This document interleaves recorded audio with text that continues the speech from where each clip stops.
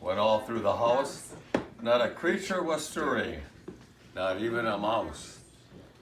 The stockings were hung by the chimney with care, in hopes that St. Nicholas soon would be there.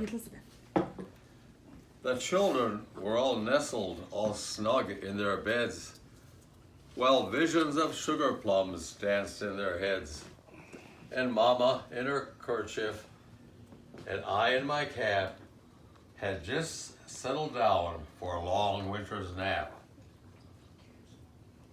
When out of the lawn there arose such a clatter, I sprang from my bed to see what was the matter. Away to the window I flew like a flash, tore open the shutters, and threw up the shaft.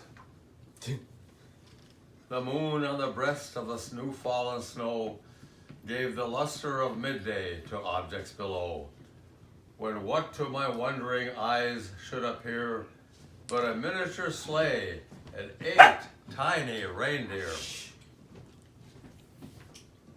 With the little low dribble driver so lively and quick, I knew in a moment it must be Saint Nick.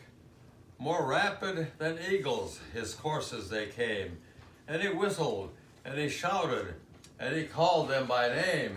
Do we know their names? Yes. Okay. Now Dancer, now Dasher, now Prancer and Vixen, on Comet, on Cupid, on Donder and Blitzen, to the top of the porch, to the top of the wall. Now dash away, dash away, dash away all. As dry leaves that before the wild hurricane fly, when they meet with an obstacle, mount to the sky, so up to the housetop the courses they flew, with a sleigh full of toys, and St. Nicholas too.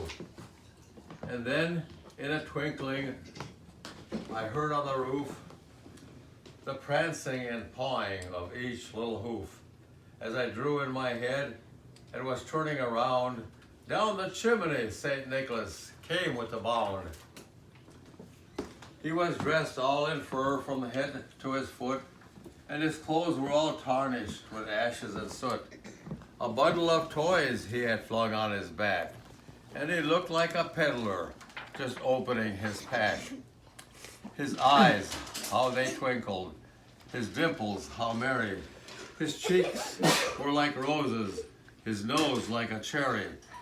His droll little mouth was drawn up like a bow, and the beard of his chin was as white as the snow. The stump of a pipe he held in his teeth, and the smoke, it encircled his head like a wreath.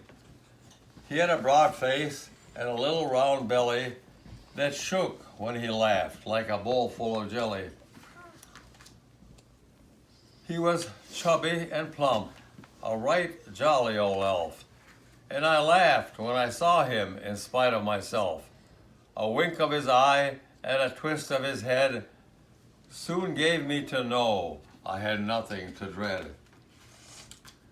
He spoke not a word, but went straight to his work, and filled all the stockings, then turned with a jerk, and laying his finger aside of his nose, and giving a nod, up the chimney he rose. I think Ginger's the most attentive pupil he has. He sprang to his sleigh, to his team he gave a whistle, and away they all flew like the down of a thistle. But I heard him exclaim, ere he drove out of sight, Merry Christmas to all, and to all a good night. Yay.